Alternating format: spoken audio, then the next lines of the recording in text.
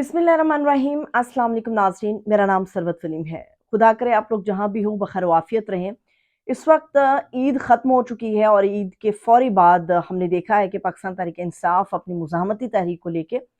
बड़ी शिद्दत के साथ आगे बढ़ रही है और आज का जो दिन है वो निहायत अहमियत का हामिल है।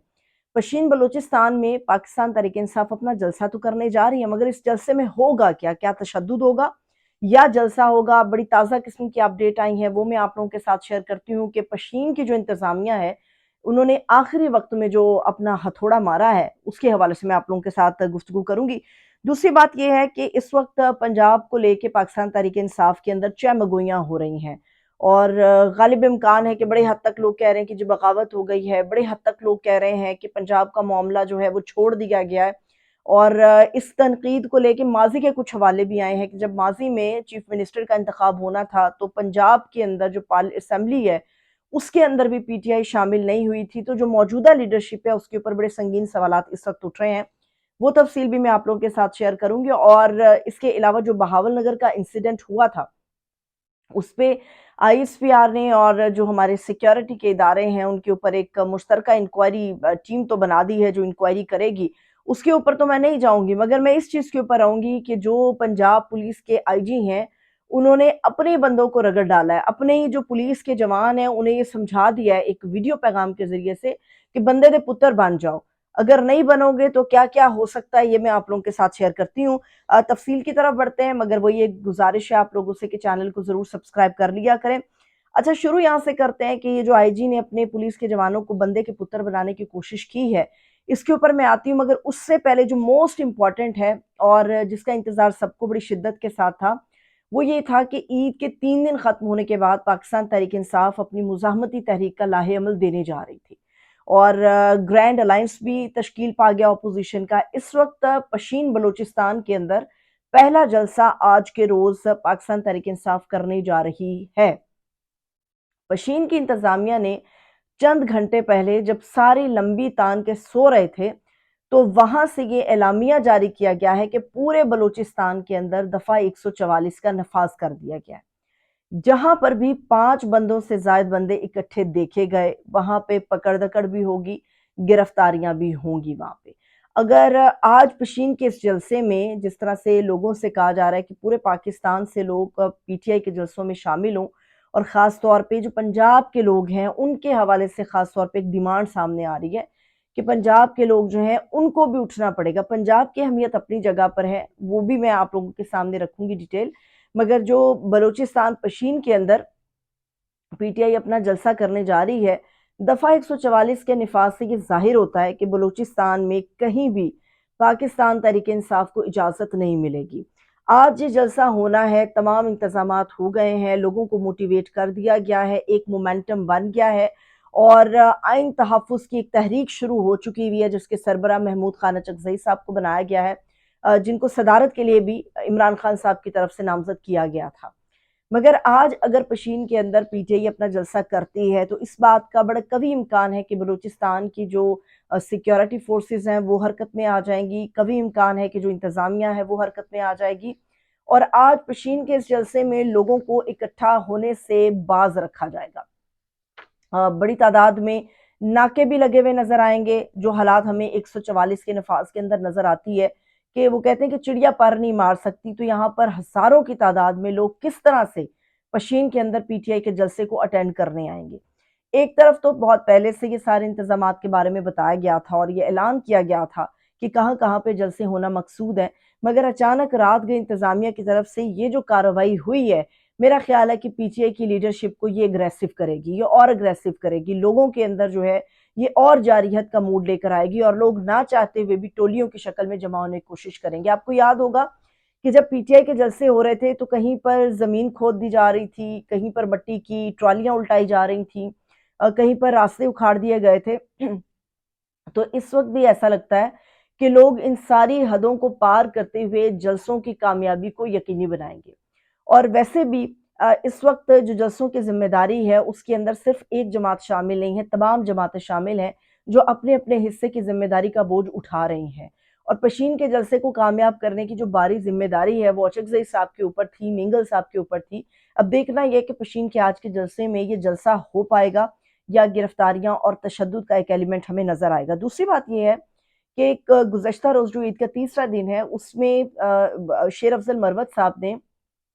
یہ اعلان کیا تھا کہ ہم عمران خان صاحب کی رہائی کے لیے آگے بڑھ رہے ہیں اور اس کے لیے جلسے کرنا لازم ہے، ریلیاں نکالنا لازم ہے، مگر ان کے اندر جو دم بھرنا ہے وہ پنجاب نے بھرنا ہے۔ اب پنجاب تو اٹھ نہیں رہا، مگر انہوں نے پٹھانوں سے کہا کہ بھئی آپ لوگ میرے ساتھ پنجاب چلو گے، انہوں نے حامی بھری کہ ہاں ہم آپ کے ساتھ پنجاب چلیں گے۔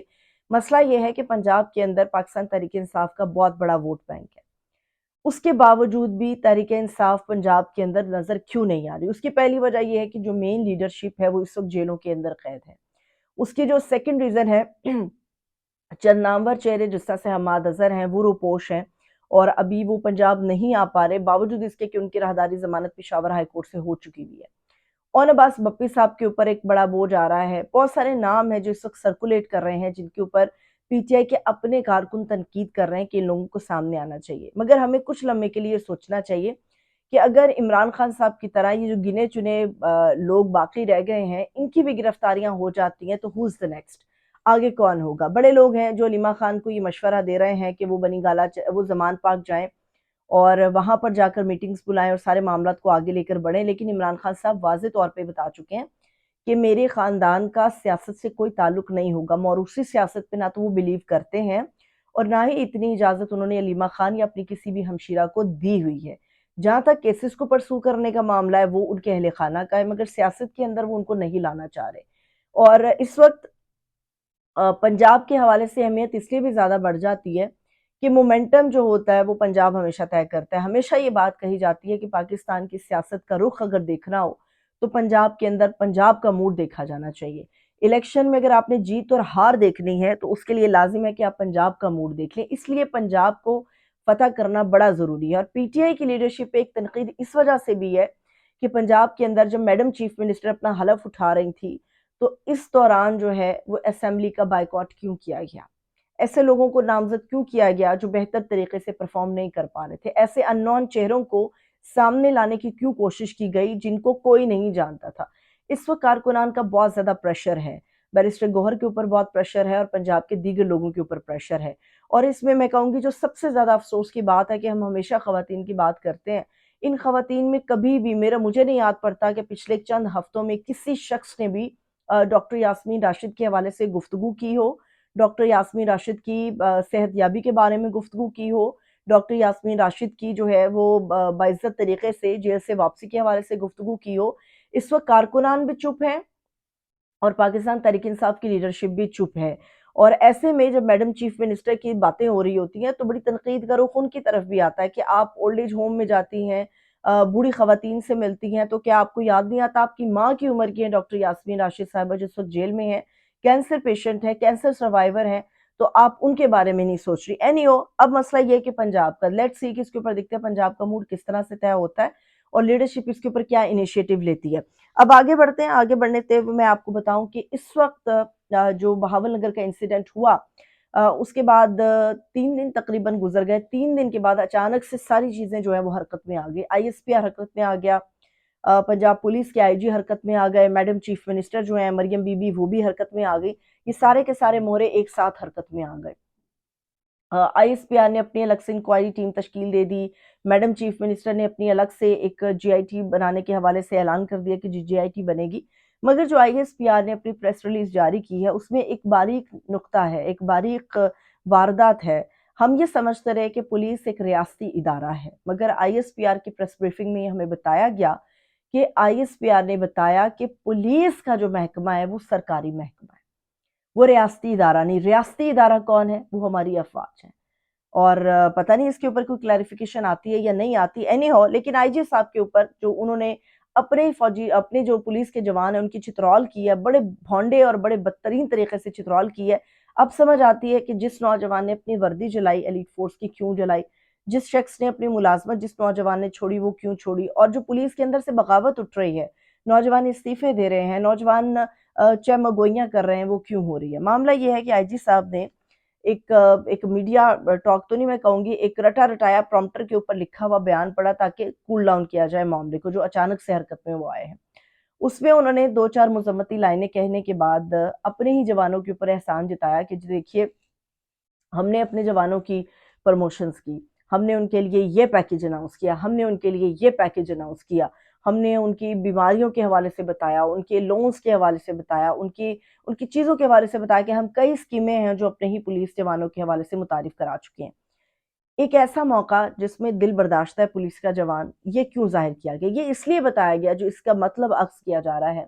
اس کی وجہ یہ ہے کہ اپنے جوانوں سے کہا کہ اگر تم لوگ بندے کے پتر نہیں بنو گے، خاموش نہیں ہوگے، چپ کر کے چھتر نہیں کھاؤ گے، چپ کر کے جو ہے نا وہ ٹیکے لگوا کے ہاتھوں میں کیل نہیں ٹھکواؤ گے، تو تم لوگوں کو جتنی بھی اسکیمیں ہیں ان سب سے دستبردار کر دیا جائے گا، تم لوگوں کو ہٹا دیا جائے گا، کوئی تم لوگوں کو نوکری نہیں دے گا اور پولیس تم لوگوں کو ویسے ہی فارغ کر دے گی۔ یہ ایک معنی ہے جو عکس کیا گیا۔ ہونا تو یہ چاہیے تھا کہ اگر دونوں طرف سے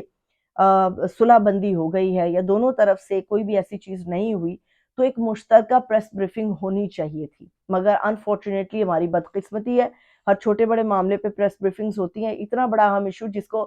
بی بی سی نے رپورٹ کیا، جس کو دیکھ کے ہمارے ہمسائے ملک بھارت میں جگس آئی ہوئی، وہاں پر آ کر ایک مشترکہ طور پہ پریس بریفنگ نہیں دی گئی۔ اور جاتے جاتے ایک اور آخری بات یہ ہے کہ اس وقت پاکستان کا بہت بڑا میڈیا ہاؤس تصور کیا جاتا ہے جیو کا ادارہ۔ جیو کو باقاعدہ طور پہ جرمانہ ہونا چاہیے یا کچھ وقت کے لیے ان کے سزا کچھ نہ کچھ ملنی چاہیے۔ اس کی وجہ یہ ہے کہ میڈیا کو لوگ دیکھتے ہیں کہ وہ ایک حقائق پہ مبنی خبر آپ لوگ تک پہنچائیں گے۔ جیو نے ایک خبر دی تھی کہ فوجی وردی میں ملبوس لوگ فوجی نہیں تھے، مگر فوجی خود مان رہا ہے کہ وہ فوجی ہے، جیو یہ ثابت کرنے پر تلا ہے کہ وہ فوجی نہیں ہے۔ ایسی جھوٹی اور بھونڈی خبریں پھیلانے کے اوپر، الزام لگانے کے اوپر یا تو